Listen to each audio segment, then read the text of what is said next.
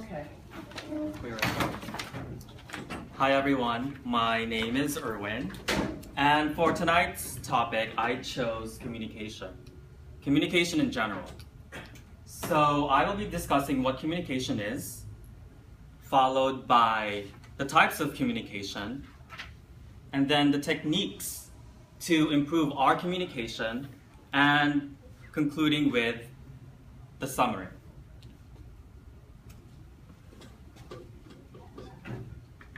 So what is communication? Susan?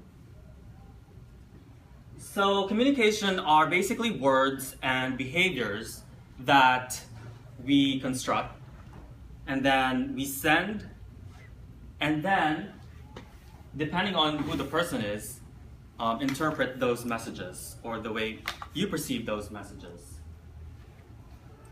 Communication can both be verbal or non-verbal. And depending on the type of communication that we use, it can convey varied messages. And the effectiveness of our communication can be affected by many different things. So, in order for communication to happen, one must have a sender and a receiver.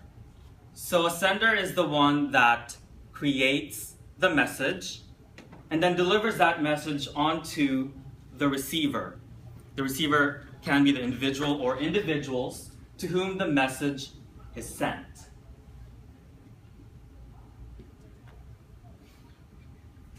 Communication can either be one-way or two-way. So for a one-way communication, for instance, is myself, or if you go into a large auditorium and you see a lecture or a seminar, where the sender is strictly the one in control, and it's very structured, whereby you get very limited or no response from the receiver.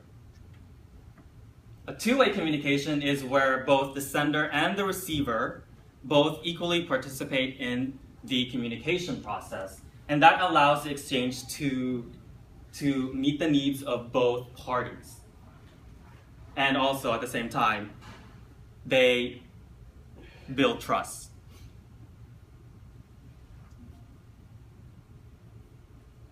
Again, communication can be verbal or non-verbal. Verbal communication involves the use of spoken or written words or symbols, and sometimes jargon. Now, for the field that I am in, medical field, we use a lot of jargon. So if you are a new grad, and if you're trying to get into a particular sector of the market that you want to get into, make sure you familiarize yourself with the jargon, because you don't want to seem confused or naive on whoever is the one interviewing you. Nonverbal communication, I know Sarah brushed up on this a little bit. They are messages transmitted without the use of words. And also, nonverbal communication consists of the voice, the tone of your voice, the tempo of your voice, eye contact, physical appearance that Drew mentioned earlier, gestures and postures are also included. So I have a question for everyone though. I'm sure most of you have been in an interview, correct? Yes. Okay. And have you ever been offered a water by the receptionist or the hiring manager themselves? Yes. Okay, not because they're offering you the water, but because sometimes they notice you that you start to become fidgety, or your mouth gets dry because you're really nervous for the interview. That happened to me when I was in my early 20s. It's horrible. But anyway, so those are all nonverbal communication. So that's why they offer you water. So what are the techniques that we can use to improve our communication? As you can see, we can use open-ended questions, so yes or no. Restating, paraphrasing, clarifying.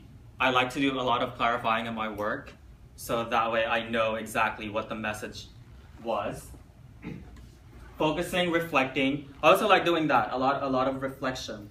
especially on the emails that I get, because I don't want to miss any nuances or the actual messages themselves. Stating observations and summarizing. For nonverbal techniques, also Sarah also brushed the listening, the silence, the touch, and the conveying acceptance.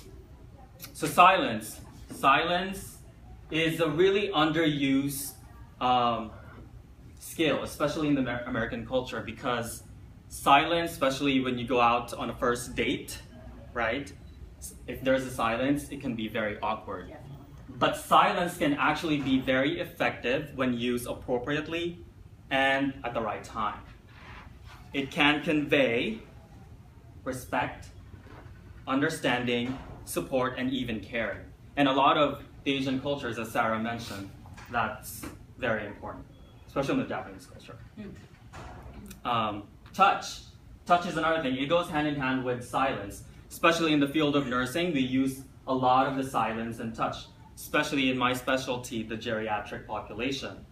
But we have to be careful with the touch, because that we can interpret that in so many different things or levels, and it varies with several factors, such as the duration of the touch, the intensity of the touch, also the body part in which you are touching. Yeah. With geriatrics. With geriatrics, yeah. Correct.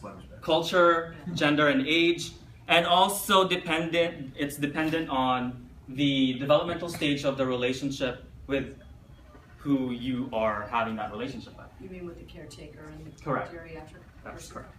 Correct. And also, and lastly, acceptance.